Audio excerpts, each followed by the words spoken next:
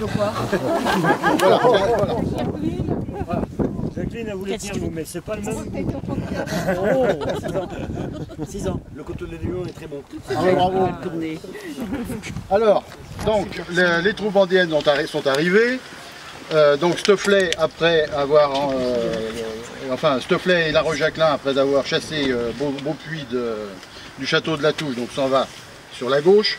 Comme je vous ai dit, là c'est le château de Bois-Grelot, donc il prend le château et il continue. Donc Vimeux a reculé, mais les troupes de Vimeux vont être alliées à celles de Dambarère et vont reprendre le terrain perdu sur Stofflet. Donc l'avancée de Stofflet va s'arrêter ici. Au centre, donc Delbé et Bonchamp sont arrivés, Beaupuy a reculé, Bar a légèrement reculé et Marceau lui n'a toujours pas bougé, il tient toujours son grand carrefour ici, là, de la traverse de Trémentine et donc de l'ancienne route du Metz-sur-Èvre à Cholet. Mais là ça ne bouge pas, il va y avoir une bataille de à peu près 4 heures, 4-5 heures, ça ne bouge pas d'un poil, on n'avance pas. Donc La Roche-Jacquelin, quand il a pris la touche, il s'en va de ce côté et il enfonce, et il y va. Donc là on voit la montée du général Muller, qui est venu d'en bas et qui fait demi-tour. Et le problème qu'il y a, c'est que là, sur les arrières de La Roche-Jacquelin, on commence à crier à la Loire, il ne comprend pas ce qui se passe, et il se rend compte qu'il a fait une bêtise. Et Kléber va s'en apercevoir aussitôt et il va jouer là-dessus. Il va faire partir Axo d'ici. Le problème, la grosse erreur qu'a fait La Roche-Jacquelin, c'est qu'il n'a pas attaqué les troupes de Axo qui étaient ici. Il a continué tout droit. Et pourtant, on n'en est pas loin, si on en est assez loin quand même de l'ancienne route là, qui passe dans le contrebas. Et lui, il a continué tout droit, sans savoir qu'il y avait des troupes ici. Et Axo va en profiter. Alors, le chemin n'existe plus.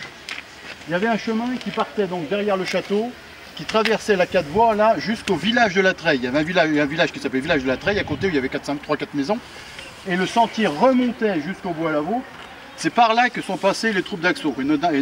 Et surtout le 109e de ligne, le fameux qui chantait la Marseillaise à tue-tête avec musique en tête et tout. Donc ils sont passés par là, ils ont remonté jusqu'au bois. Et arrivés au bois, ils ont piqué carrément à droite. Et ils sont tombés sur l'arrière de La Roche-Jacquelin. Parce qu'ils ont pris sur le flanc. Sur l'arrière. Alors La Roche-Jacquelin, il paraît même qu'il en pleurait de rage. Ah ouais. Tellement il est obligé d'arrêter. Et pour ne pas être coupé du reste de l'armée, il a été obligé de retraiter. Il a été obligé de retraiter ici. La retraite va se faire... alors, il y en a qui parlent de panique, c'est pas tellement la panique ici. La panique sera après, hein, bien après.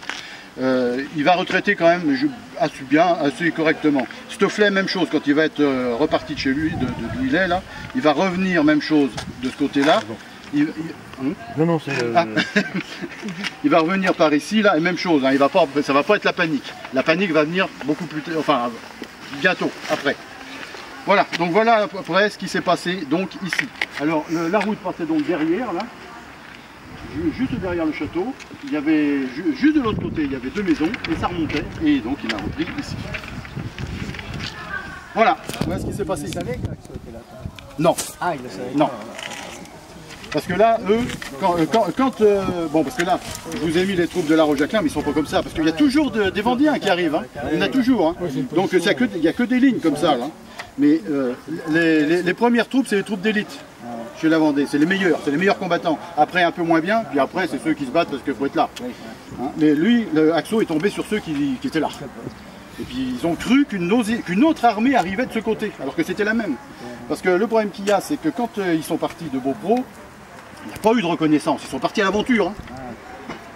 La légende dit qu'il y a là une musique militaire qui s'est mise en route et que les Vendéens ont pensé que c'était une nouvelle armée qui arrivait en entendant cette musique.